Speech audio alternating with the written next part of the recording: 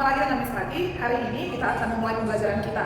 Nah, sebelumnya Miss mau menanyakan nih sama kalian semua yang ada di rumah. Semoga keadaan kita sehat selalu dan dijauhkan dari segala penyakit. Oke, begitu juga dengan Miss Rati. Miss Rati tetap sehat supaya bisa tetap memberikan materi kepada anak-anak Miss. Nah, sebelum kita memulai pembelajaran, alangkah baiknya kita berdoa yang dipimpin oleh Miss Rati. Oke, let us pray. Dear Almighty God, thank you for your blessing until this time. Now we want to start our lesson. Please open our heart and our mind to receive the lesson right. Bless our teachers and our parents. Thank you God. Amen. Oke, kita mulai saja pembelajaran kita dari tema 8. Selamat belajar.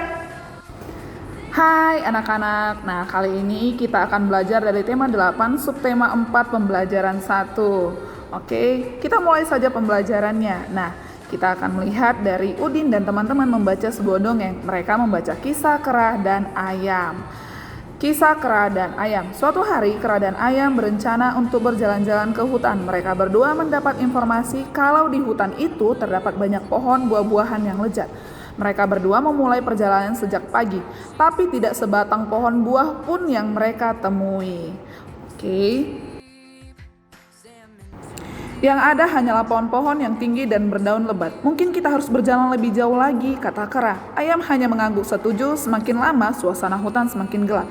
Sinar matahari tidak mampu menembus rimbunnya pepohonan. Ayam mulai ketakutan. Kera, kita tersesat. Bagaimana kalau kita pulang saja? Kera juga kebingungan, mana jalan keluarnya? Mungkin ke arah sana, sahut kera. Mereka sibuk mencari jalan keluar, tapi semakin lama mereka berjalan semakin jauh. Mereka masuk ke dalam hutan. Kera meminta maaf kepada ayam. Kera merasa bersalah karena mengajak ayam berjalan-jalan ke hutan, padahal ia tidak tahu jalan keluar dari hutan. Ayam pun memaafkan kera. Akhirnya ayam dan kera bertemu dengan kepiting. Kepiting lain menunjukkan mereka jalan keluar dari hutan. Ayam dan kera pun selamat sampai ke rumah masing-masing. Lalu kita jawab pertanyaan, mengapa kera dan ayam bisa tersesat? Nah, karena kera dan ayam tidak mengetahui arah pohon buah-buahan yang mereka cari. Nah, artinya mereka sama sekali tidak tahu. Kemudian, apa yang harus kita lakukan agar tidak tersesat ketika melakukan perjalanan? Ayo, apa yang harus kita lakukan? Nah, benar, kita harus memastikan arah yang akan dituju dan membawa peta. Jadi, peta itu sangat penting ya anak-anak. Nah, sekarang aku tahu kita harus mengetahui arah dan tujuan perjalanan. Dengan demikian, kita akan selamat dalam perjalanan. Peta itu sangat membantu dalam perjalanan kita. Oke anak-anak. Nah, bacalah kembali teks dongeng kisah kera dan ayam dengan teliti. Masih ingatkah kamu dengan aturan penggunaan huruf kapital? Ayo perhatikan kalimat-kalimat berikut dengan teliti. Jadi, lihat, huruf kapital digunakan pada setiap awal kalimat. Huruf kapital juga digunakan pada huruf pertama, patikan, langsung. Mungkin, yang pertama mungkin kita harus berjalan lebih jauh lagi, kata kera. Kedua, kera kita tersesat. Bagaimana kalau kita pulang saja, katanya. Yang ketiga, kera juga kebingungan. Mana jalan keluarnya? Mungkin ke arah sana, sahut si kera. Nah, temukan kesalahan penggunaan huruf kapital pada kalimat berikut. Mari kita temukan anak-anak. Nah, yang pertama, apa yang kamu lakukan, Udin? Kata ibu. Yang kedua, ayah berpesan jika berjalan. Nah, sebelumnya yang nomor pertama itu A. Kita harus menggunakan di awal kalimat huruf apa? Huruf kapital. Huruf kapital A. Apa yang harus kita lakukan, Udin? Oke, itu kesalahan yang pertama dari nomor 1. Kemudian, yang kedua dari J. Jika berjalan, itu huruf kapital. Jangan huruf kecil ya anak-anak. Jadi kita harus huruf kapital. Jika berjalan, kita harus berhati-hati ya nak. Jadi penggunaan huruf kapital di nomor 2 itu dari huruf J. Yang huruf pertama A sudah. Nah yang nomor 3 itu K. Kamu. Di awal K itu huruf kapital. Kamu harus memperhatikannya. Oke, kemudian yang nomor 4. Pakai helm dengan baik ya nak, seru ayah. Apa yang salah di sini? Hayo anak-anak. Ya benar sekali. P. Huruf P itu di awal kalimat harus menggunakan huruf kapital. Jadi dikoreksi ya anak-anak. Kemudian nomor 5, ayah berkata jangan bermain di jalan ya nak, itu bisa membahayakan diri. Ayo, apa yang salah? Ya benar sekali, J, jangan. Kita harus menggunakan huruf kapital. Jangan bermain di jalan ya nak, itu bisa membahayakan diri. Oke, kemudian sekarang coba perbaiki kesalahan pada kalimat-kalimat sebelumnya dengan benar. Kemudian tuliskan hasil perbaikanmu di bawah ini. Nah, apa saja yang kamu lakukan, Udin? Kata ibu. Kemudian ayah berpesan jika berjalan berhati-hati. Nah, ini nomor 1, 2, dan 3.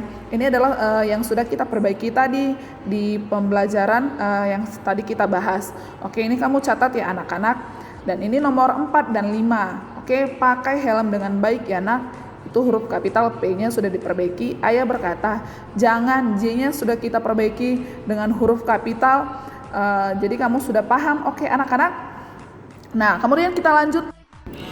Mereka berdua memulai perjalanan sejak pagi, tapi tidak sebatang pohon buah pun yang mereka temui. Nah, semakin lama suasana hutan semakin gelap. Sinar matahari tidak menembus rimbunnya pepohonan. Nah, kera dan ayam berjalan mulai dari pagi hingga malam hari. Lama waktu dari pagi hingga malam dikatakan dengan satu hari. Masih ingatkah kamu kemana dengan nama-nama hari? Nah, berapa hari dalam 1 minggu? Amati gambar berikut dengan teliti. Mari kita amati. Aku masih ingat nama-nama hari. Nama hari yaitu Senin, Selasa, Rabu, Kamis, Jumat, dan Sabtu, Minggu. Jadi Sabtu Minggu ada 7 hari. Nah, jadi 1 minggu itu ada 7 hari. Nah, 1 minggu sama dengan 7 hari dan 1 bulan sama dengan 30 hari. Kemudian 1 bulan sama dengan berapa? 4 minggu. Baik, Mutiara dan Udin mengetahui perbandingan antar satuan waktu. Udin dapat menyelesaikan soal-soal yang berkaitan dengan satuan waktu. Nah, anak-anak, mari kita lanjut pembelajaran kita. Kerjakan soal berikut dengan benar. Udin telah menabung selama 3 bulan. Berapa harikah Udin telah menabung? Nah, selama 3 bulan, artinya 1 bulan berapa minggu tadi ada 1 bulan sama dengan ada berapa hari? 30 hari. Nah, 3 bulan, 3 dikali 30 hari sama dengan 90 hari. Baiklah anak-anak, nih ini penjelasannya. 1 bulan sama dengan 30 hari. Miss ulangi kembali, 3 bulan sama dengan 3 kali 30 hari sama dengan 90 hari.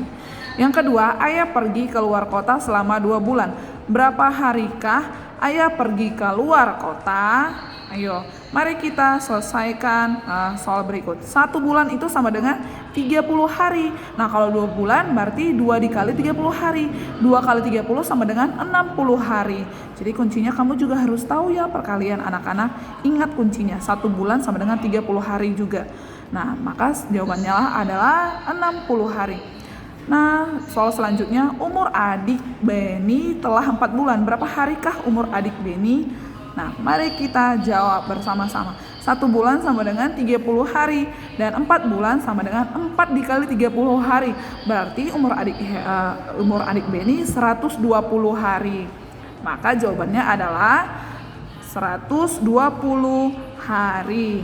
Oke, kita lanjut. Nomor 4, jarak umur Udin dan Lani 5 bulan. Berapa harikah jarak umur Udin dan Lani? Nah, berapa harikah? Yang ditanya adalah berapa harikah? Mari kita bahas. 1 bulan sama dengan 30 hari.